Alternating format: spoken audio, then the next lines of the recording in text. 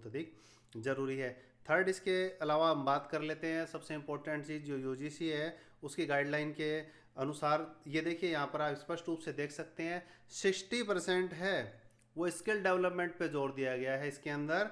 और जो skill development है वो 60 से 70% होगा, और जो थ्योरेटिकल सिलेबस है यहाँ पर वो 30 to 40% ही होगा। और हम जानते हैं कि इसके अलावा IIT IIM एजुकेशन के बारे में भी यहाँ पे बताया हुआ है कि उनका खुद का एक अपना ही यूनिक क्रेडिट सिस्टम होता है। अब थोड़ी सी मैं तो आपको यहाँ पे बता देता हूँ कि आखिर ये क्रेडिट सिस्टम है ये आपके काम इस प्रकार आएगा। यहाँ चार्ट को गौर से देखिए।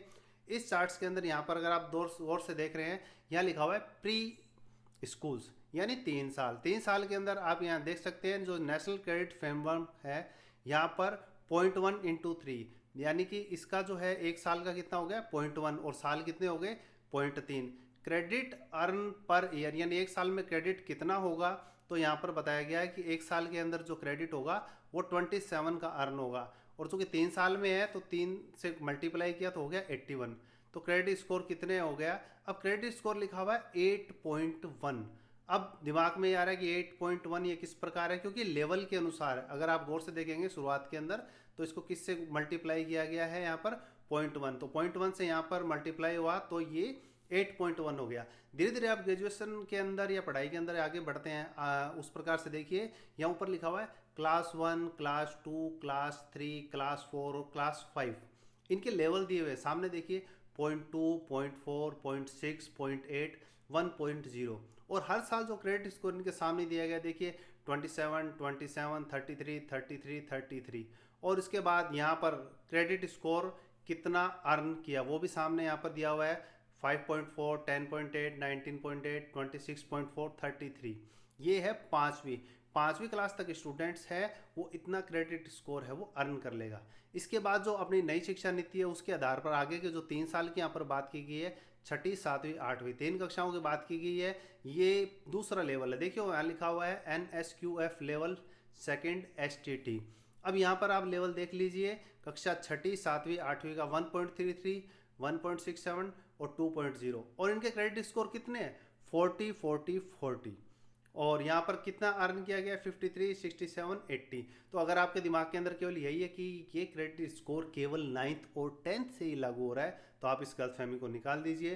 पूरा सिस्टम शुरुआत से लेकर एकदम रिफॉर्मेशन होने वाला है। इसके बाद अगर 2 ईयर यानी 9th, इसके बाद देखिए 9th और 10th की बात कीजिए, लेवल देखिए यहाँ पे इंक्रीज हो रहा है, और लेवल के अंदर 2.5 और 3.0 हो गया है, जहाँ पर क्रेडिट स्कोर है 40, 40।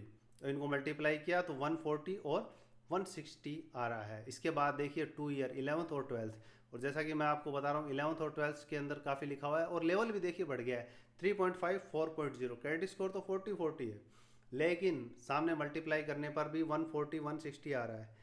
इसके बाद जो आपकी बात की जाती है, आप 4th ईयर क्या करते हैं, अगले 4 सालों के अंदर ग्रेजुएशन करते हैं, BE करते हैं, BTech करते हैं, या 3 ईयर की अंडर ग्रेजुएशन करते हैं। इनके लिए देखिए यहाँ पर लिखा हुआ है 1200, 800 लिखा हुआ है, लेकिन अंतर सबसे बड़ा कहाँ है, ये देखिए फर्स्ट ईयर के अंदर आप ये है, यहाँ पर आपका लेवल है 4.5, आपने 40 स्कोर अर्न किया, 180 स्कोर मिला। सेकंड ईयर की बात की जाती है, यहाँ पर लिखा हुआ है 5.0 लेवल हो गया, 40 स्कोर अर्न किया, 200 हो गया।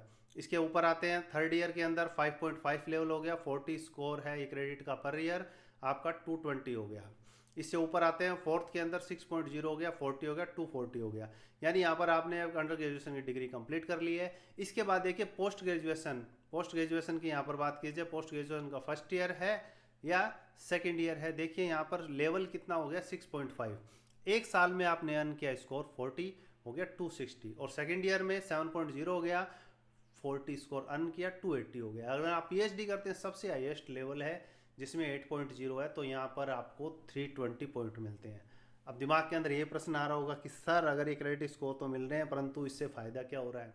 दरअसल ये क्रेडिट स्कोर और इसके साथ साथ आपको जो ग्रेड मिलती है दोनों ही धीरे धीरे जोड़े जाते हैं, और उसी आधार पर आपको अलग अलग स्ट्रीम में, अलग अलग जॉब के अंदर और अलग अलग नौकरियों के अंदर जो क्रेडिट स्कोर के अंदर आगे होगा उसके बहुत अधिक चांस हैं सिलेक्शन करने के। क्योंकि आप यहाँ पे देख सकते हैं ये सब चीज़ें स्किल के बेस पे है। न्यू एजुकेशन पॉलिसी है उसके अंदर जो क्रेडिट सिस्टम लाया गया, इसका सबसे बड़ा कारण यही है कि कोई भी व्यक्ति है उसकी स्किल एकदम बेहतरीन हो, उसी के आधार पर उसे क्रेडिट स्कोर मिले।